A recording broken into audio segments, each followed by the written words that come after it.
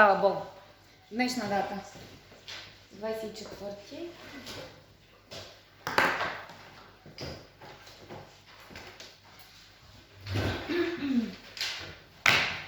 Подготвям се за НВО. И вие пишете. Същите задачи. За вас е ранна подготовка за 6-ти клас. За 7-ми клас е направо късна. Така. Ако първа задача пишем, 2а плюс 2 пъти b е равно на 8, трябва да намерим стойността на 3а плюс 8 плюс 3 пъти b равно на колко. Айде сега да видим как можем да подходим в тая задача. Божидарчо, какво ще кажеш, моето момче? За нещо говориш, да чуем всички. Така, виждаме 2а плюс 2b, 7-ми клас. Виждате ли го? Да. Елате тук на първия чинай. Какво виждаме? 2 пъти а плюс 2 пъти b равно на 8. Мога ли да изразя само а плюс b? Мога ли? Ще изкарам една двойка пред скобите. Ще разделя на нея и ще получи, че сборът на а плюс b е равен на 4. Това ясно ли е? Какво направих? От тук и от тук се повтаря двойката, изнесеха пред скоби. Добре. От тези двете мога ли да изнеса една тройка? Мога ли? От първото и от третото. Сега трябва да намеря на каква стойност има това. Добре, да знам, че а плюс b сборът на тези две буквички е 4. Мога ли да заместя със стойността 3 по 4 плюс 8? На място на а плюс b да сложа това, което съм получила като стойност. Аз не знам отделно а, не знам и отделно b, но знам техният сбор. А тук имам отново техния сбор, тъй като изнесах пред скоби тези две числа. Което какво означава? Че аз мога да си реша директно числовият израз. 3 по 4 плюс 8 е 20. И колко е стойността на този израз? 20.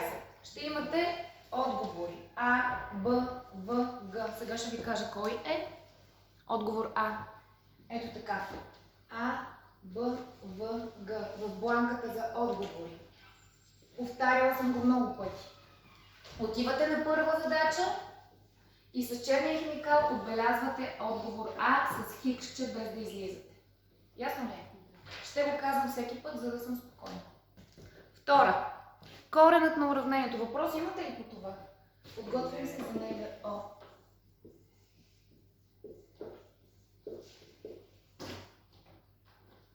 Айде, втора задачка да видим. Коренът на уравнението. Минус 2 по хикс минус 3 в скоба плюс 5 по хикс минус 4 е равно на 1. Това е 6-ти клас. Да слуша внимателно това. Ето, задача от 6-ти клас, която е на матура. Както знаете, националното външно оценяване включва задачи от 5, 6 и 7 клас. И идеята на Министерството на образованието е да засили подготовката на учениците по математика и по български език. Да бъдем грамотни и да можем да смятаме коректно. Това, че задачите от 5, 6 и 7 клас се включват, означава, че ние през годините трябва да сме усвоили минимум 30% от тези знания по математика, съответно и по български, за да може да се каже, че покриваме критичния минимум на това дали сме грамотни и дали можем да пресмятаме коректно. От 100 задачи 30% са 33,3. Около 34 задачи трябва да решите правилно, които ще включват задачи от 5, 6 и 7 клас, за да може да кажете, да кажем така, как да кажа, условно, разбира се, че ние сме усвоили материала. Минимум, разбира се, това е минимум. Аз знам, че вие можете повече. Айде да решаваме задачите. Трябва да разкрия скобите, Жоро ми диктува от място. Но аз няма ни сега ще го дадат. Няма нищо общо, никой няма ли с тия задачи, аз ги давам. Оле, няма да го знам. Трябва да разкрием скобите, Жоро. Минус 2 по хикс минус. Минус 2 по минус 3. Минус 2 по минус 3 минус 6. Минус по минус. Плюс. Плюс 6. Сега пак разкриваме. Плюс 5 плюс 20, 5 по 4 е равно на 1. Шести клас това и вие го можете, нали така? Айде сега да видим. Минус 2х плюс 5х си е дясно на равното. Отляво имаме една единица, прехвърляме 6 с Минус 6. плюс 20. Точно така. Минус 2 плюс 5 Росен? Минус 3. Не е минус 5. 3. 3х е равно на... Това е 25. Едно минус, не е 25, не бързо. минус 6 е минус 5. Минус 5 плюс 20, 15. 15. На колко деля? 3. Хиксът ми е Равно. на 5. Коренът на уравнението е 5. Задача, която дава 2 точки. От 6 клас. Какво се искаше от нас? Да си разкрием скобите,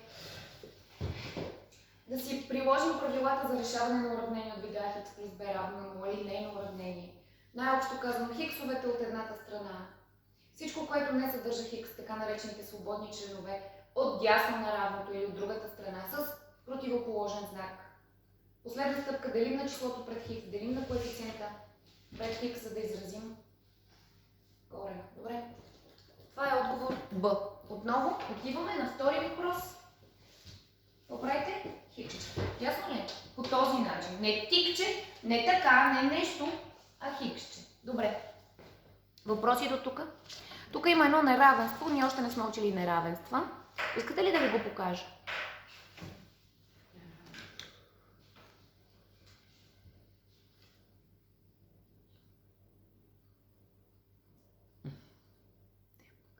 Така. Неравенствата се решават като равенствата. Ние не сме стигнали от тях още в материала в 7 клас, но искам да ви кажа, че ако едно уравнение има два корена, един или няма решение, неравенствата имат няколко корена. И те се намират в определен интервал. Решението на неравенствата са интервал на числовата ос. Ще стигнем до него, няма да ви губя времето сега с тези неща. Когато стане време да ги учим, ще ги разгледаме. През това време искаме да видим многочленът, вашата любима тема. Запишете трета задача. Какво значи многочлен? Алгебричен сбор или разлика на едночление. Многочленът, внимавайте, хикс на втора минус 5х минус 4 на втора се дели на двучлена. И сега, в теста имате няколко отговора, които са минус 3х минус 2, 3х минус 2х плюс 1 или х минус 2. Тук какво трябва да направим, за да го превърнем това за да знаем, че той се дели на някакъв двучлен? Ами трябва да го разложа на множители. Ако в това разлагане присъства този множител, един от тези, които са ни описани, трябва да го разложа, да видя дали има такъв множител. Той категорично, ако присъства някой от тези, то той се дели на него, защото е множител. Нали? Разбирате, ако имам 2х плюс 4 и кажа така, двойката изнасям, ясно ли е? Този многочлен се разлага по този начин. И той непременно се дели както на 2, така и на това. Съгласни ли сте? Да, на всяко от множите. Така, хайде да видим сега какво може да направим по нашата задача. Ами, още една формула, две формули. Сега може да подходите, като си припишете хикс на втора и тази формула тук си я приложите, формула номер 2. Обаче аз ви предлагам да се пробваме с формула номер 5. Какво ще кажете? А на втора минус Б на втора. Имам ли А? Имам ли Росена? Кое е моето А? 5. Не е 5. А. Кое е моето Б? 5х. Малки скобички заради този минус. Нали? Да не се объркам. И тук ми остава хикс минус 5х плюс 4. Нали така? По хикс плюс 5х минус 4. Нали така? Сега вече нямам скоби. Тук имам 2 хикса, това са подобни. Мога да ги пресметна. Минус 4х плюс 4 по 6х минус 4. Нали така?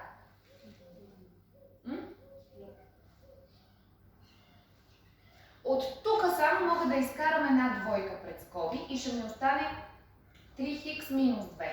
Нали така? От тук ще изкарам една двойка и ще ми остане минус 2х плюс 2. Нали така? Ако ги гледам по-отделно. Само че те не са по-отделно. От тия двете кое се повтаря, че да го изкарам? Двойката. И затова аз директно този ред го пропуснах, написах 2 по минус 2х плюс 2 по 3х минус 2. И сега този едночлен на колко се дели? Дели се на двойката, дели се на тази скоба, дели се и на тази. И в нашите отговори има някакви решения. Единственото, което присъства в нашите отговори е тази скоба, 3х минус 2. Какво направихме? Ами ние го разложихме и видяхме на какви множители се разлага. Съответно, то се дели на всеки от тях. Всеки от множителите е делител на тези, нали така? Да. Добре. И отговорът в нашия случай е 3х минус 2 б. Отивате и правите така. Сега успяхте ли да го разберете? Да. Добре. Значи, показах ви, че ако бяхме подходили по втория начин, вижте, тук да си разложим формула номер 2, не стигнахме до никъде. Стигнахме до един тричлен, даже до квадратен тричлен, това е квадратно. Самото му разлагане е доста по-сложно, трябва да се досетим. Като видите, че има една задача, която има два пътя, по които може да тръгнете, няма нищо лошо да пробвате. Но обикновено единия няма да доведе до това, което искаме. Добре, въпрос?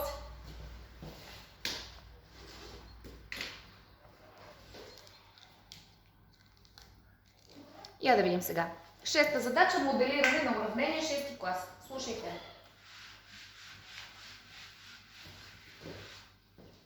Слушате ли ме? Ако цената на сок е 3 пети от... Така, и не ако. Цената на сок е 3 пети от цената на един сандвич. Значи един сок е равно на 3 пети от един сандвич. Ако сандвича струва хикс лева, сока е 3 пети от хикс. Така ли е? Съгласни ли сте с мен? Да. Ако сандвича е 5 лева, това е 3 пети от 5, сока е 3 лева. Ясно ли е? Сандвича е 100 лева, сока е 3 пети от 100. Ясно ли е? Само, че ние не знаем колко е сандвича, тогава какво правим, като не знаем? Тук е много важно да си изберем отново неизвестно. Това го правихме, когато моделирахме задача с уравнения. Няколко стъпки, няколко правила. Трябва да посочим кое е нашето неизвестно. Да видим условието на нашето неизвестно. В какво условие участва? То е равно на нещо друго плюс нещо и така нататък. Или по-малко от еди какво си, или общото количество. Нали така? След това, ако цената на сока е Б лева, значи е това, е равно на Б лева, колко ще струва един сандвич? Извинете, то 3 сока и 3 сандвича. Колко струва? 3 сока и 3 сандвича. Общо.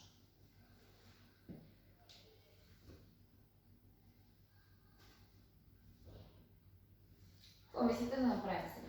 Имаме нещо неизвестно. Това е 3 пети от хикс.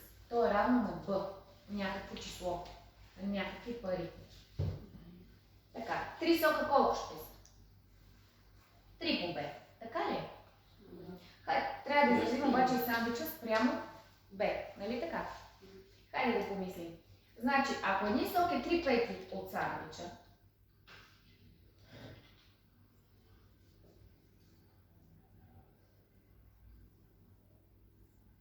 но той също така и точно б лева, тогава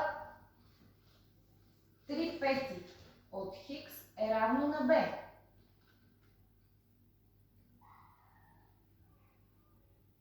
Хайде да видим как ще изразим хикса.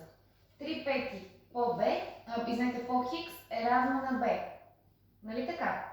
И вижте сега, 3 хикс на кръст ги умножава.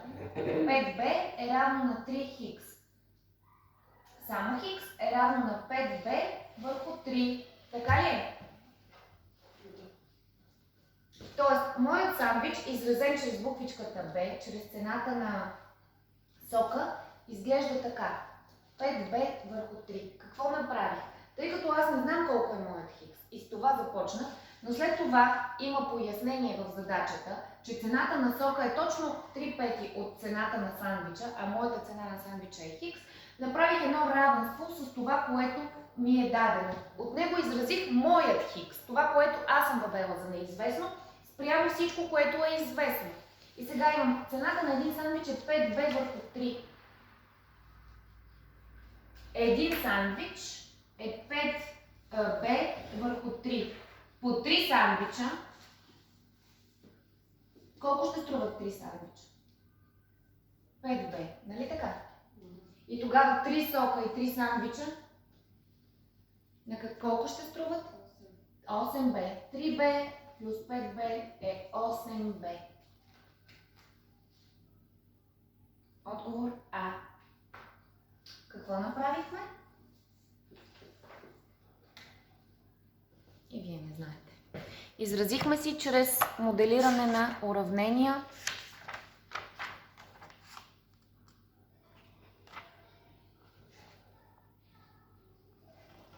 Колко ще струват съответно сока и сандвича.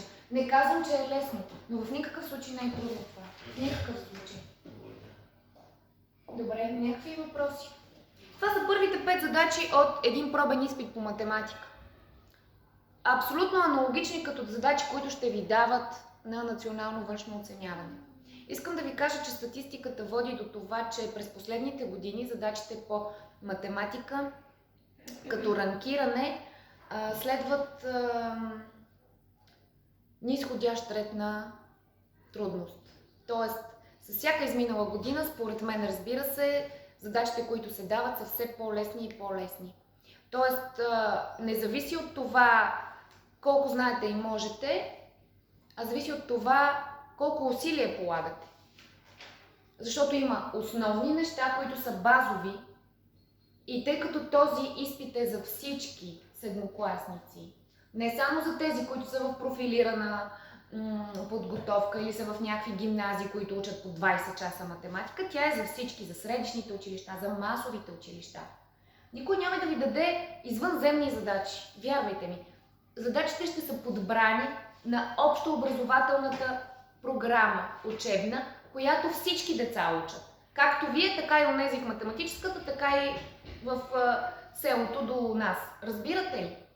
Идеята е да се подготвим и да имаме минимума знания, които да покрием. Поне. А вие можете много повече. Много повече. И това, ако е трудно, кажете ми, трудно ли е това? Трудно ли е това? С малко усилия, с малко труд ще си ги решите тия неща. Ама не става по цял ден да зяпаме в тавана и да чакаме да ни падне информацията от космоса. Добре, свободни. Продължаваме следващия час. Да. Вие заспахте.